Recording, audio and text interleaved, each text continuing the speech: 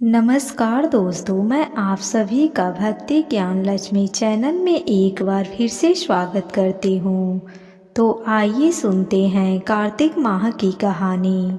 एक समय की बात है, एक नगर में एक बूढ़ा व्यक्ति रहा करता था और उसकी 7 बहुएं थीं। एक बार कार्तिक का महीना आया और उसने अपने बहुओं से कहा कि मैं कार्तिक स्नान करना चाहता हूँ, क्या तुम सब इसे निभा दोगी? 7 में से 6 बहुओं ने मना कर दिया, लेकिन सबसे बड़ी बहू ने कहा मैं निभा दूंगी। वो बूढ़ा आदमी हर रोज सुबह उठता और नदी पर स्नान करके आता। गीली धोती को वो बड़ी बहू के आंगन में सुखा देता। जैसे जैसे उस गीली धोती से पानी की बूंदें जमीन पर गिरती, वैसे ही वो हीरे मोतियों में बदल जाती। धोती से हीरे मोती गिरते देख बाकी के 6 बहुओं से रहा नहीं गया और वो लोग सोचने लगे, हम भी इस बूढ़े को अपने यहाँ नहाने को बोलते हैं। उन्होंने कहा, पिताजी कल से आप मेरे यहाँ कार्तिक नहा लेना। बूढ़े आदमी ने कहा, ठीक है, मुझे तो नहाना ही है, मैं तुम्हारे यहाँ नहा लूँगा।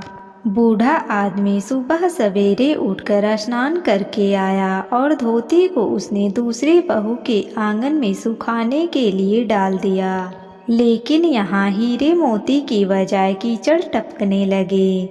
बहुओं ने ये देखा तो कहा, आप हमारे यहाँ पाप के स्नान कर रहे हैं, इसीलिए यहाँ से चले जाओ और बड़ी बहू के यहाँ ही स्नान करो।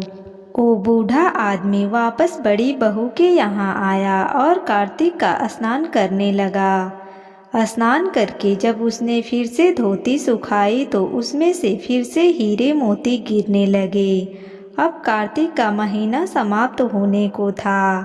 बूढ़ा आदमी चिंता में पड़ गया।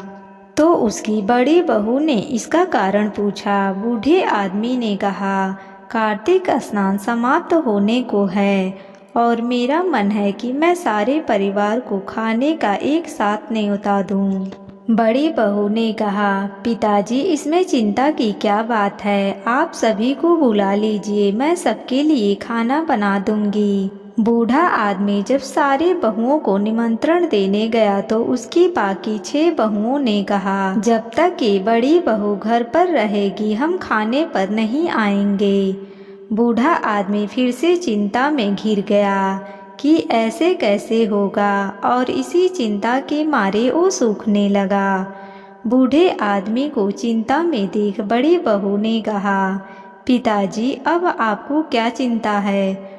बूढ़े आदमी ने बाकी 6 बहुओं वाली बात बड़ी बहू को बता दी, जिसे सुनकर वो बोली, पिताजी ठीक है, मैं खाना बनाकर रख जाऊंगी। और उसने वैसा ही किया। खाना बनाकर वो चली गई और अपने लिए 4 रोटी लेकर खेत पर जा पहुंची। इधर 6 बहुओं ने खाना खा लिया, लेकिन जाने से पहले बाकी बचे खाने में कंकड़ पत्थर डाल गईं कि बड़ी बहू आएगी तो परेशान हो जाएगी। इधर खेत में बैठकर बड़ी बहू कहने लगी, राम जी की चिड़िया, राम जी की खेत, चुंग लो चिड़िया भर भर पेट।